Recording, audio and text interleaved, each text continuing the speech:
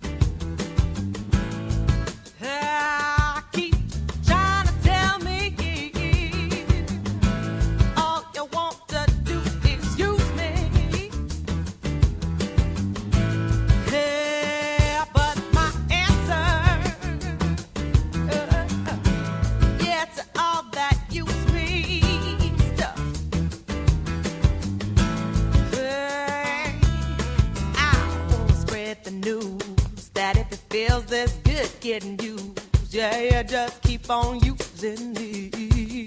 Yeah. Till you use me up.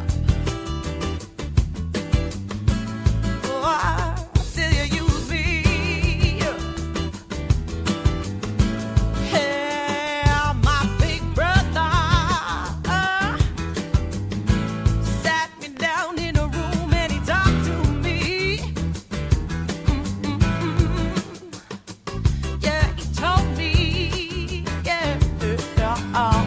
That I ought not to let you just walk on me.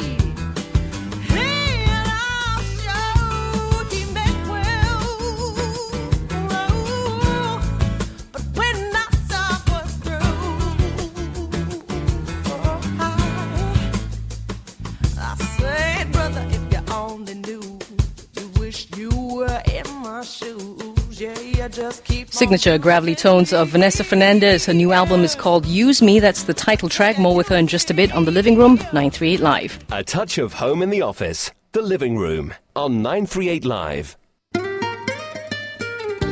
Thanks for staying with us on The Living Room on 938 Live. We're chatting with Vanessa Fernandez, who's a colleague of mine. She is the assistant program director at our sister station, Lush 99.5, and also singer, musician, all things that fit into a hat or several hats that she puts on these days. She's releasing a brand new album called Use Me in a few days. How can people get their grubby paws on this when it's released? There's two ways. One is to go online to sensemusicstore.com. The album is put up by Groove Note Records and it's being distributed by S2S. So sensemusicstore.com.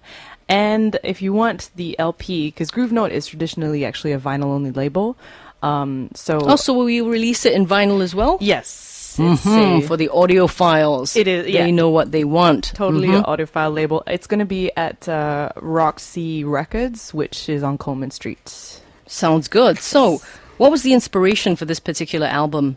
Did you not feel like penning your own tracks this time? Well, prior to this, I had released an EP under the Vandetta moniker, and that was an EP that I made just using the voice to create all the elements from like the drum sounds to that sort of, the melodies, the lyrics, etc. And that was a 5-track EP.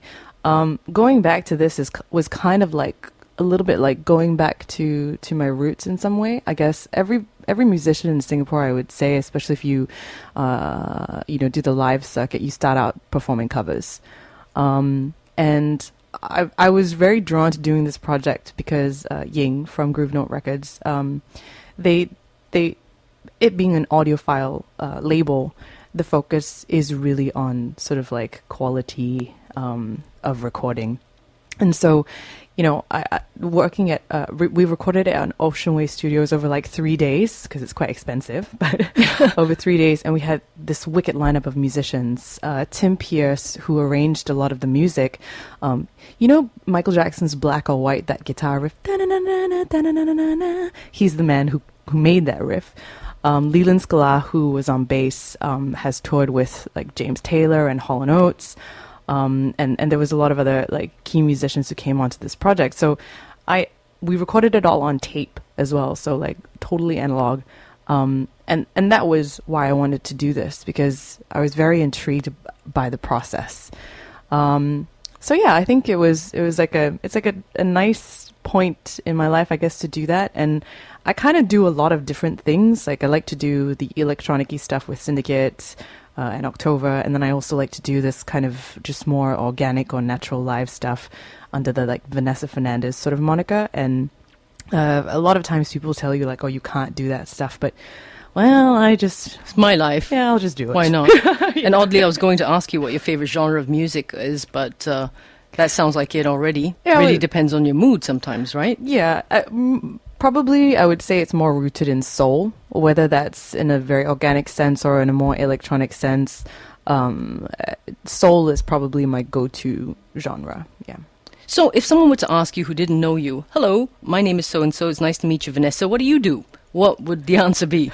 I'm a musician and I run a radio station. / and it'll go on and on. Yeah. So the launch party is this Thursday. How might we attend? Is it for, the public? I think the launch party that we're having on Thursday at the Peugeot showroom is actually just going to be a private listening party, and it's largely for press. Drats. You are invited. You are sure, press. but my chums out there who want to have a listen, well, we'll play you another track in just a bit. And also the album will hit stores in a few days as well. A couple of ways to get it. sensemusicstore.com is one. Yes. The vinyl can be gotten at Roxy. Yes, Roxy Records. Roxy Records. And it's a big thank you to Vanessa Fernandez. She releases a brand new album called Use Me in a few days, as mentioned. Thanks for taking time out from the meetings and the banging out reports at the sister station. Thank you so for much joining for having us me today. Vanessa is also assistant program director at Lush 99.5 FM. Again, her new album, Use Me. And we will leave you with this one. It's a Curtis Mayfield cover, Here, But I'm Gone, on 938 Live.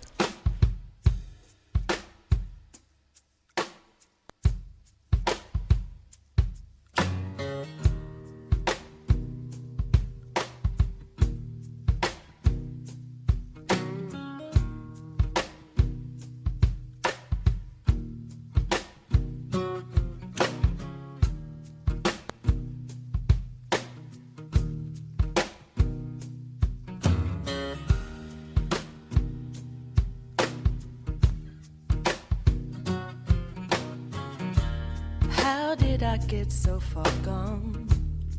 Where do I belong? Where in the world did I ever go wrong?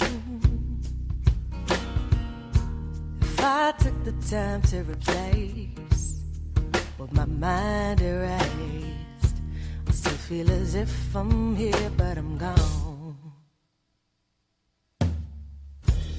Perched up in a rocking chair with my feet all bare, rolling my blunt in a cigar wrap, living adolescent mind. Never do take the time, waiting for my heart quiet as it's kept. How did I get so far gone? Where do I belong? Where in the world did I ever go wrong? Looking at life from a different perspective. The Living Room on 938 Live.